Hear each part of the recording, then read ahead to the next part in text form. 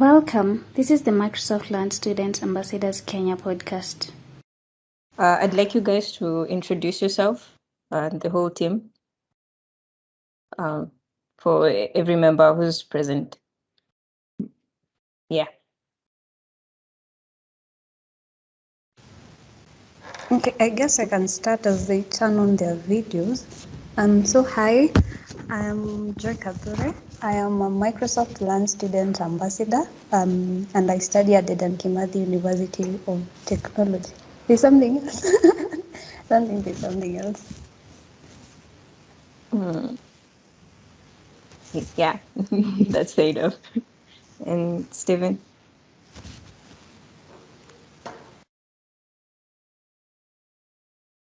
I think your mic is muted. Okay, hello, I'm Stephen Kaguri, also a student in the Kimathi University. Cool. Awesome. So first, our main focus will be on how you guys have gotten to start out with Zed Engineering Limited as a startup. So first, how did you guys come up with the idea? Could you just tell us what you guys do specifically, what you specialize in, and yeah, just let us know what is your startup all about. Maybe Joy could take that. I'm going to let Brian take it. If he's here, I don't know what's happening with his camera.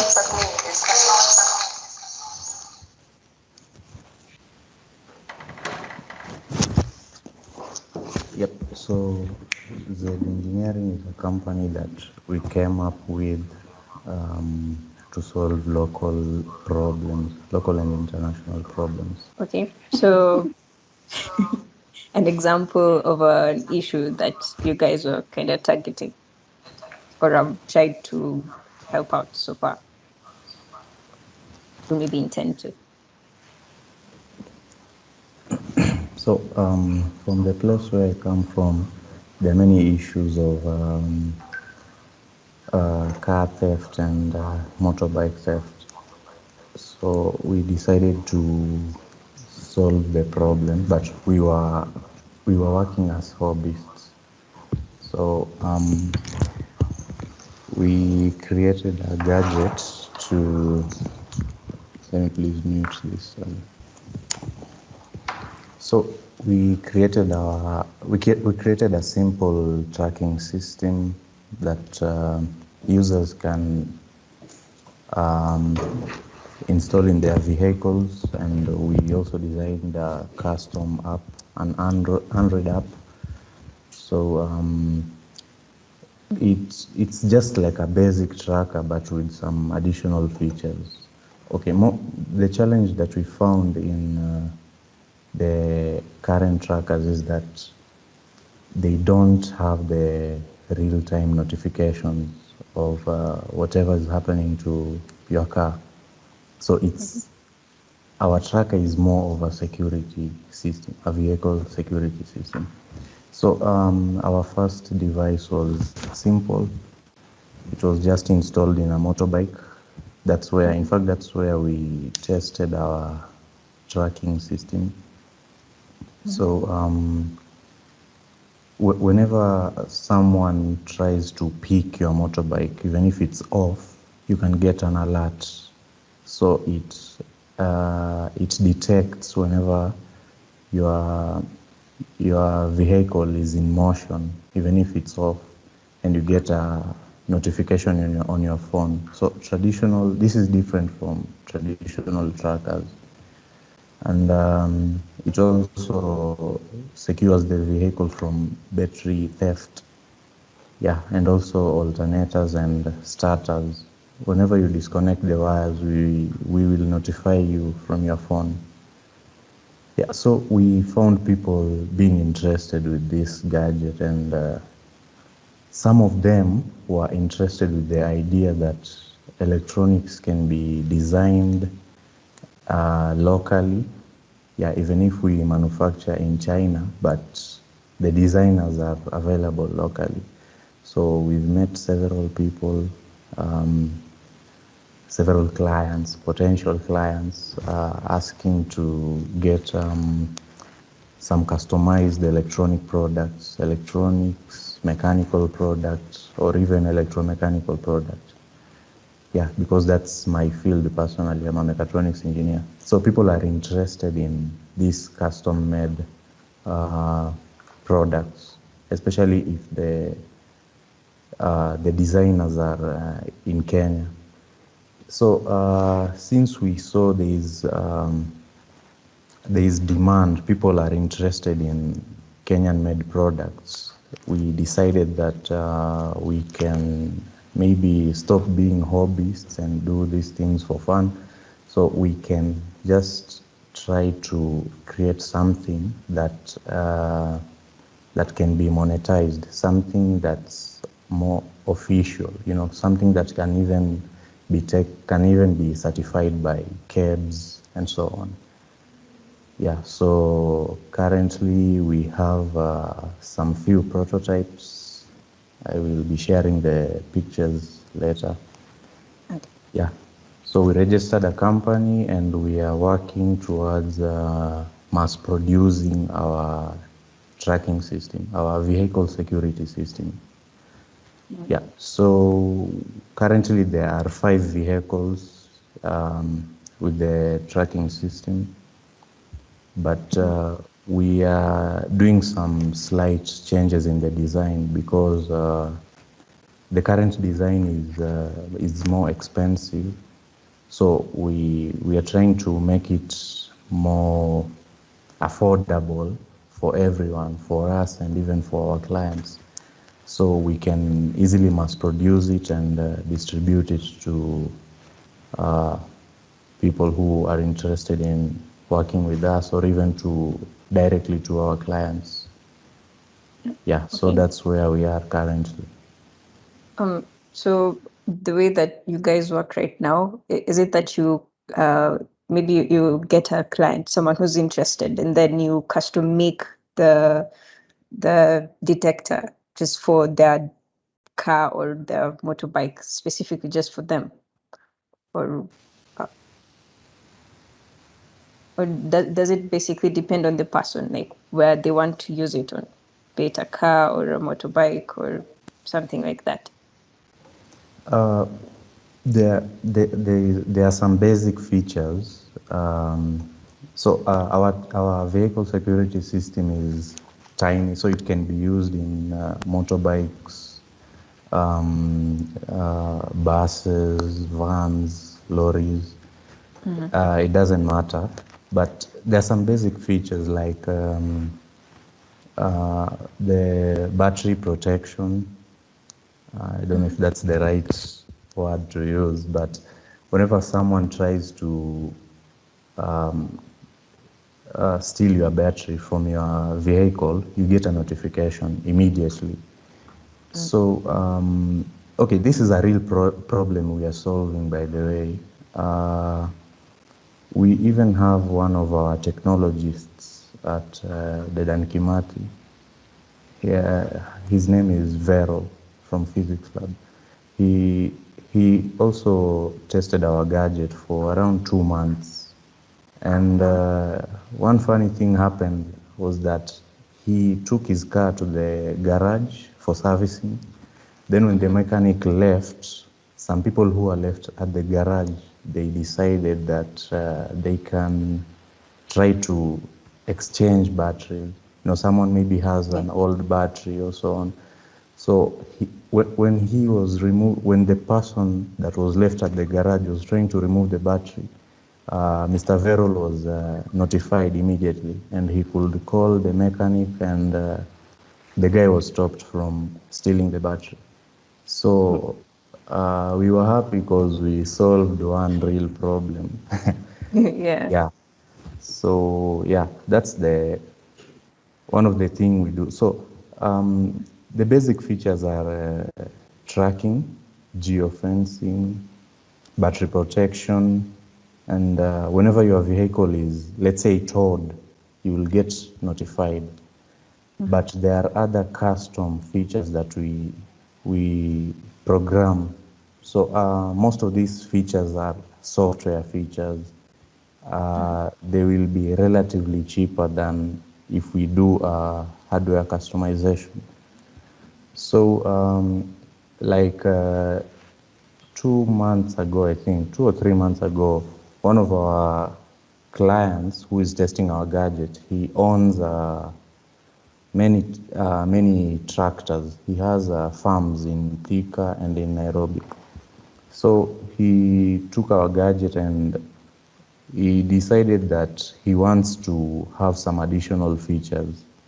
So one of the features that he wanted us to program into the gadget is that whenever the tractors are, whenever the ignition is on the tractors, he wants to know the exact time that the tractors were on and the time that they were off. So he said that the challenge was that most people, whenever they hire these tractors, other people also take advantage of that. Let's say the driver just decides to do some side jobs, using his fuel and his tractors, which is becoming too expensive for managing. So we introduced that custom feature to the trackers that we distributed to him, and he's enjoying our services right now. Oh, well, that is really awesome. So wanted to ask, what role does everyone in the team play? You're a team of 3, right? So could just everyone just state maybe what they help out with? Okay, so I'm the only lady, so unfortunately for me, I'm more into PR and the marketing of our product, basically interacting with our clients and telling them what Zed is all about, and maybe selling our products when they're available, finding market basically for our products. Yeah. Okay. Right. I'll go next. I'm Steven, and my field is software. So I deal with designing the apps, the APIs for the gadget, server management, and basically the whole IT field in managing this vehicle security system. Yeah. Cool. So I design electronics, design, simulate, and build electronics, and also I write firmware for microcontrollers. Awesome. Well, another thing is someone has asked in the chat, Julia, how did you come up with the name Zed Engineering, and what was the inspiration behind it? That is actually a very funny story.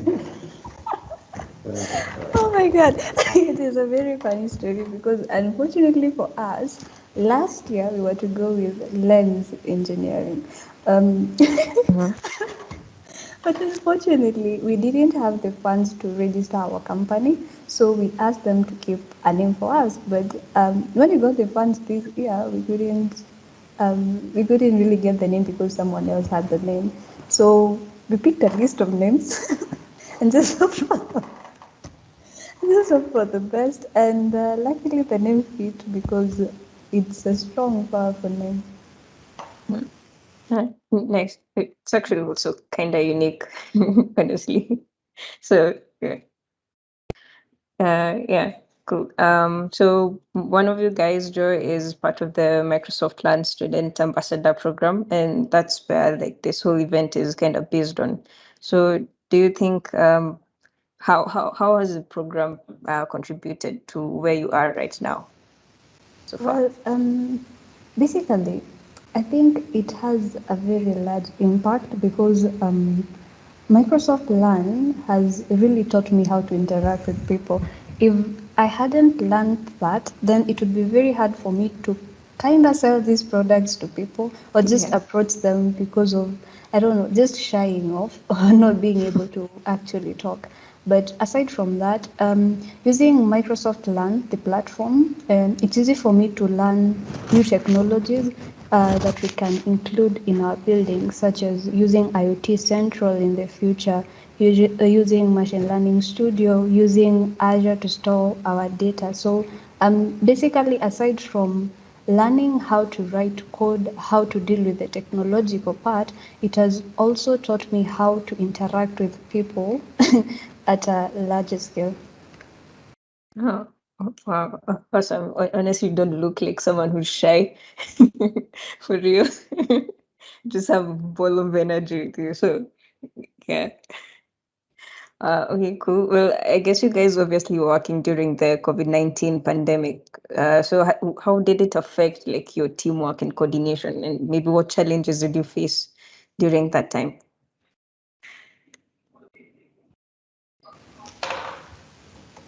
So I'll be the first to answer that.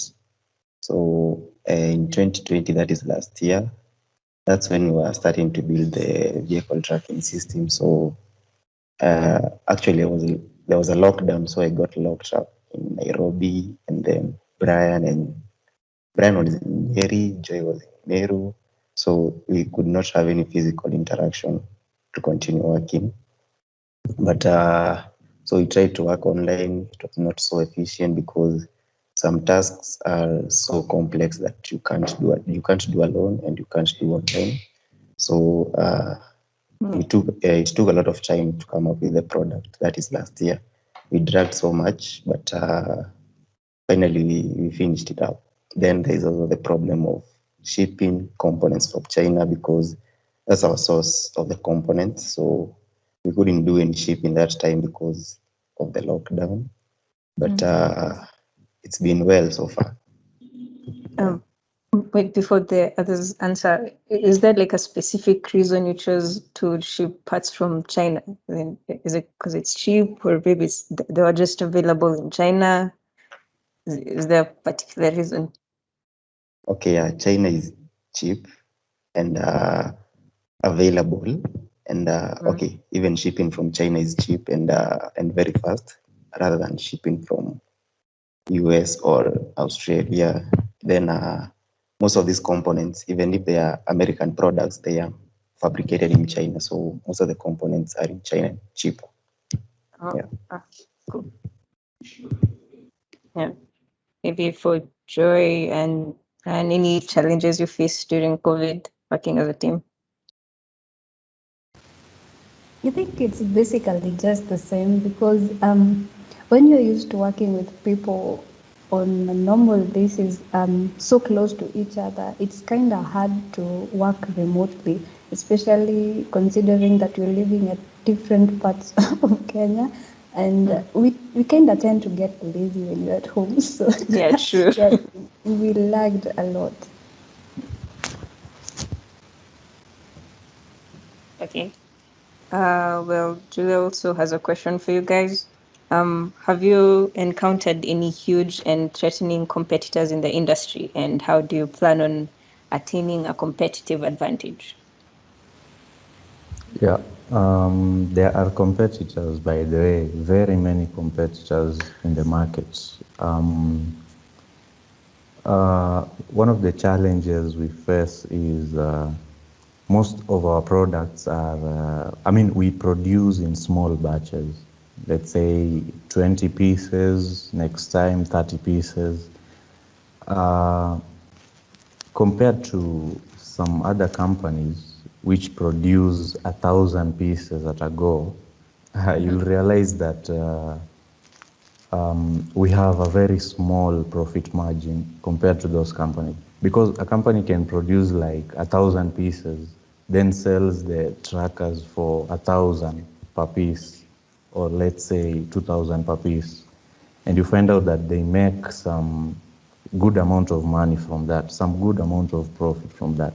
But since we produce in small batches, you find out that we end up sacrificing a lot of the profit so that people can just accept our products for now.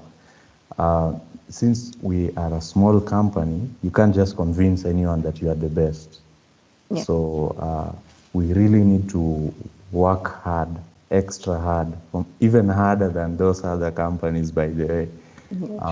Especially in making sure that our electronics, our softwares, firmwares, the servers, I mean, the whole system should be perfect. Yeah, because if we are a small company and we make any kind of technical mistakes at this stage, it will be very easy for us to fail. Yep. Yeah, cool. Okay, maybe another thing was maybe if you guys could go back in time, is there something that you could change? Any regrets that you have made?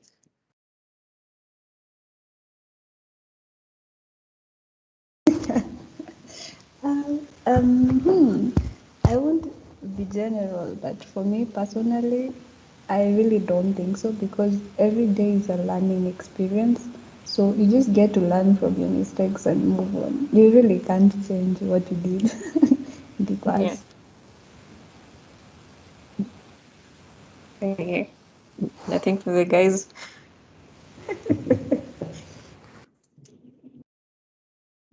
Cool.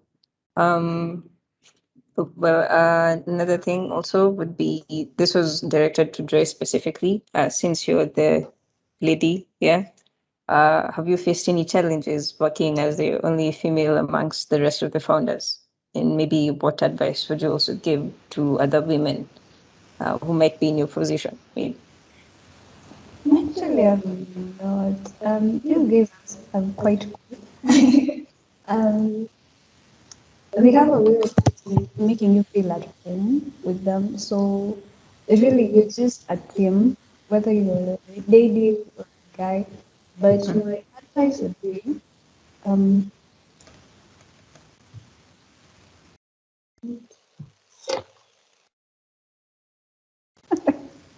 sorry for that. I realized there was an echo.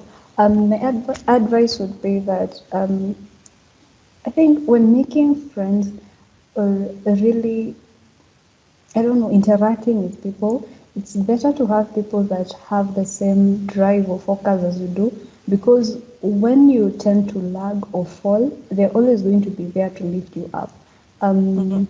At times you just feel like you can't write code, you can't do something. But when you reach out to a friend who's doing the same thing, then you realize you're not the only person and they push you to do so much better than you think you would have. Okay. Can I ask how you guys all like came together? Were you initially friends? Are you all classmates? Maybe like how did the band get together? Okay, so there are two sides to the story, but the central part is Steve. So when I joined first year, Steve was the first person I actually talked to in my class. So we became friends over the years, but as time went on, I think he met Brian, and then they became they became friends within that short period of time. So Steve introduced me to Brian, and then it became a trio. So that's how I came to know him through him, and then he came to know me through him. But yeah, we just clicked, I guess. Nice. Well, since you guys kind of need money for now, have you gotten any investors maybe to invest in you, or like are you paying for your products out of pocket? Like how are you raising funds to run the business? Funds has been a problem, and we've had people who might want to invest, but then you find that they want so much from you, like they want to buy shares. You're not even ready, or you don't even know how much shares you have. You have not registered the company. Then someone comes in and says, I want to buy some shares. this is the amount of money that I'll give. So it's been a challenge to even convince someone to release money. So currently we have been operating on our own funds. We contribute because it's something that is even fun for us. So we don't even feel any pain when we use our own money. So okay, yeah, we haven't had any investor actually investing. Yeah. Cool. Okay. Well, another thing would be, where do you guys see your project? And in 1, 3 months, 6 months, even a whole year, maybe. Like, where do you guys see yourself?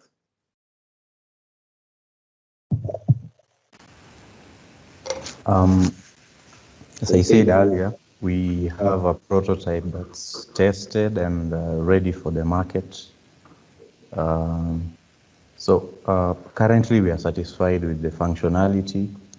So we are doing some software revisions, some hardware revisions. There is something in engineering called design for manufacture. That's what we are currently doing, as in we want to mass produce these gadgets. We want to make it easier for assembly and faster and cheaper. Yeah, cheaper. Okay. The fact that we want to make a cheaper gadget, it doesn't mean that the quality is going to be poor. No. A good example is, let's say I don't want to sound more technical, but if you are mounting a PCB full of through-hole components that, let's say it's a resistor, so one of the LEDs will go through the PCB, the printed circuit board, the green thing you see on your screen right now. So mounting those components, mostly they are done by humans as compared to the surface mount components. So surface mount components are mounted by robots. We want to make it easier for machines to do the work more than humans. Not that we don't want people to get employed or so on, but we want to make it easier for machines that are operated by humans at a lower cost. So we are making some changes in our design. Since we are satisfied with the performance, software performance, the hardware performance, we want to make it easier for assembly, shipment, and all those logistics so that we can mass produce it. And our target is by August, we want to have at least 100 units for sale. Yeah. Nice. Have you guys maybe ever thought of presenting this at a hackathon? Maybe, because usually in hackathons, there are some that you get some prize money or some recognition at least.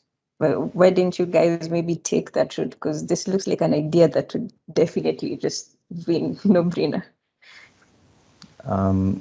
Personally, I don't know why I don't mostly like hackathons. I don't know why, but just found myself that I don't like hackathons. Because I saw some guys with some brilliant ideas. They were making a drone in 2017, I think, when I was in second year. But it seems that people never understood the project or whatever. I mean, it's like people love software projects. People have this tradition where they think that with software you can be a billionaire. I mean, since Mark Zuckerberg made Facebook, so you want to make a software product so you can be a billionaire like Mark Zuckerberg. But no, we want to make, we love hardware. Personally, I love hardware. So I just like working with hardware. And since we feel like hardware guys are not mostly welcomed in hackathons. That's why we tend to keep some distance. Though I have some of my team that has done hardware projects, IoT projects though, in hackathons. Okay. Well, Julia has another question. She's asking, what's the name of your product and where can we send potential customers in case they want a few that you have of your Okay. product? Though we are called Zed, our tracker is actually called Astra. Nice. Yeah, we intend to deal with more than just trackers. So for each component, or rather product, we're going to give it a specific name. So as of now, if you want to place an order or reach out to us, we're just using our contacts. We don't have a company contact yet. Cool. Well, Nicholas is also asking, what advice would you give to someone who has an idea but doesn't know where to start developing that idea?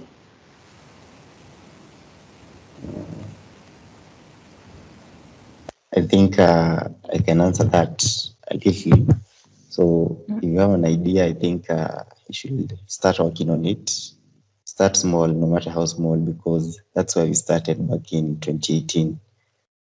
We didn't know if we could do it, so we just decided to do it because for us it was fun, and if you have an idea, then it should be fun for you to build it.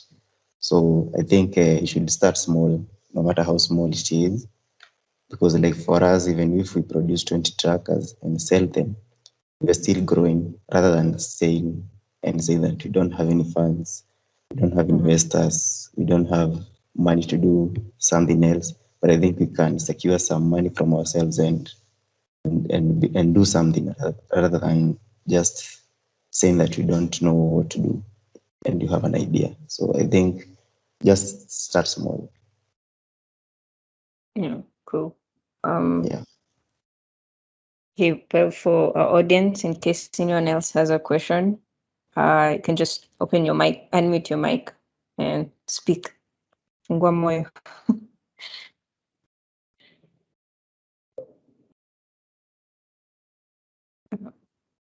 Cool. But in the meantime, does any of you guys have maybe a piece of advice that you could give to something that you've learned so far, or a life lesson that maybe you could share with us? That doesn't have to be profound, Pierre. I think you could share something.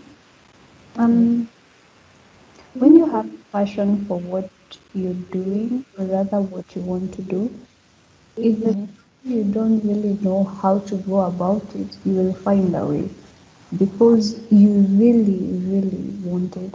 So it's all about how passionate you are about what you're doing, and everything else just lines up, I guess.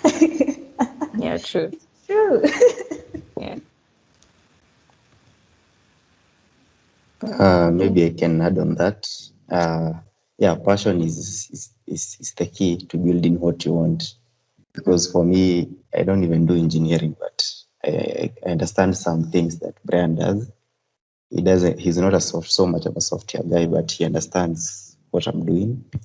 And Joy also does understand what we are doing. So I think passion is something that is really important. Then there is also self-drive, because like we have been working since 2018 until now. No one is paying us, and we are just keep working because it's something that we enjoy. And when you do something fun with your life, I think money will follow you. So yeah, keep doing what you love. Amen. Cool.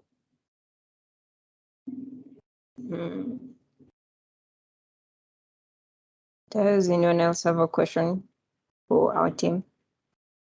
Okay, hi Sonia. Hi. And hi Zed team. So I have another question. I've had a lot of questions, so please pardon me. So Steven, you said that sometimes when passion is what drives you, and that is what takes you through the hard moments of working through a project. So I was just curious, do you mind like sharing one of the best pieces of advice that you've ever had from anyone? Just what you remind yourself anytime you're about to give up.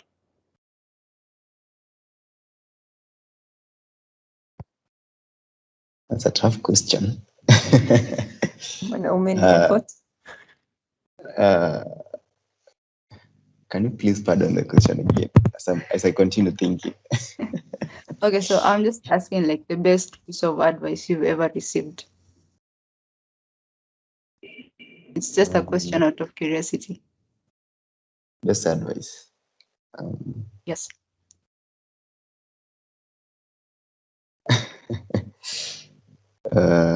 Maybe I can answer that as we continue with the meeting. Well, maybe Brian can help me because, Brian can help. So I usually tell our team, okay, I am a fan of Elon Musk, so most of my quotes are related to Elon Musk's quotes. So I usually tell our team that there's one advice that I usually give them. Elon Musk usually says that the best thing in engineering is feedback. You should always have feedback. And you should never expect some positive feedback. So, when we created our first batch, that was 10 pieces, we installed in some vehicles, and we asked our clients to, in fact, we never installed the tracking systems into our relatives' vehicle because they will always tend to, they'll always tend to, they will always think it's good, it's working. But you can install your tracker to, maybe just some guy, a stranger or whatever, and you tell him that you need feedback. If it's bad, just tell him to speak. Just say if it's bad, or, that's the point. We want just feedback. So this feedback helps us in correcting the mistakes that we made.